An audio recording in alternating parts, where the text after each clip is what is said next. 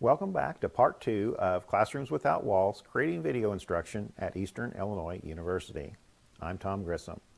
So in this particular episode, I'd like to talk about the different types of instructional videos. And these are just some different categories or styles that you're probably familiar with. But these are all options as you go out and create your own video instruction for your class. And one of the things that we stress, particularly in an online environment, is to keep the video short. And if it's nothing more than just a weekly pop-in for you to, videotape yourself so the students see your face, and it's just a little bit comforting for the students, especially as we go through these abnormal times, just to provide a little bit of comfort and for those students to see your smiling face. So one of the types of instructional videos that I recommend faculty start with would be a screencast. And one of the reasons I like screencasting to begin with is you don't have to put your face on video, and many faculty, and myself included, are really self-conscious when we see ourselves on camera. So I'm going to go ahead and disappear here and just bring up the PowerPoint slide. So in essence, I'm kind of doing a screencast right now where I'm sharing this slide and then just doing a voiceover on top of it. There's many different styles of screencast. They are extremely effective because you can record whatever is on your screen. And that also includes if you're doing like D2L instructions where you want to go in and say, class, go to discussion number 3 and, answer these questions, where you literally walk through, and as you're talking, they're seeing the web browser and actually what buttons you're clicking. And that's a very effective method to convey that information to the students. Remember, you're 100% online now, so you have to be very explicit in your instructions. And while I know that we think sometimes that we are, like with written instructions, there's a lot of room for interpretation there.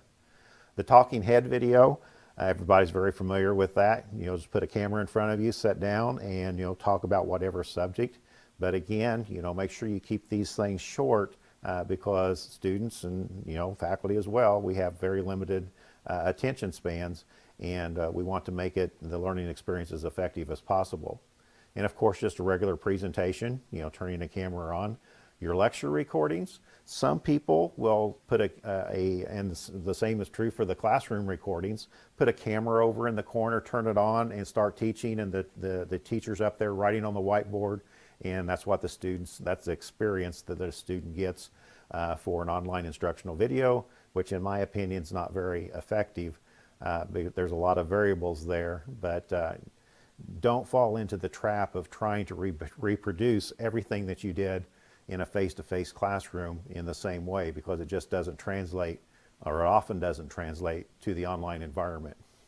Interviews, depending upon your subject area and things, that's a nice back and forth that you could have. And then also realize that you do not have to produce all of these instructional videos on your own. There's thousands and thousands and thousands of videos out there already created, and I'm sure many of you are already supplementing your instruction with some of those. So rely upon others, or if you're in a particular subject area and department, just share back and forth with your neighbors. And there's a lot to be gained as a force multiplier in just sharing your information back and forth. If you're in science or something like that, you might find some simulation videos out there or animations. And then, of course, there's news videos, and the news and announcements both are a great opportunity for you to weekly or bi-weekly just go out there and kind of just do a short little 1 or 2 minute video of yourself, give an update on the class, ask the students how things are going, provide instructions. Again, let them see your face for a little bit. So I'll practice what I preach here. You can come back in at any time, and then you can go away at any time. And there's just little tricks like that you'll learn as you create your own instructional videos. Demonstrations, of course, and then tutorials. I believe many of you would be familiar with the Khan Academy. He started back in 2004, 2005, 2006 with a tablet PC, just literally teaching his cousins how to do math. And he was able to take that into the thousands and thousands of videos and basically build an international business. And he now has children, K-12 school children from all around the world, watching videos he created 10, 15 years ago. They're still going strong out on YouTube, and he's got the Khan Academy now. So there's many different types of instructional videos. Don't lock yourself into any one of these.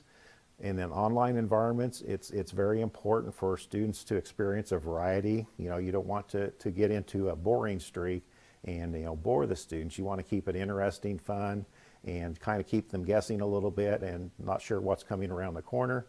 So there's a lot of tips and tricks out there in doing that. So that concludes part number 2 of our series. In part number 3, I'll be talking about effective educational videos. So until next time, this is Tom Grissom. Keep on learning.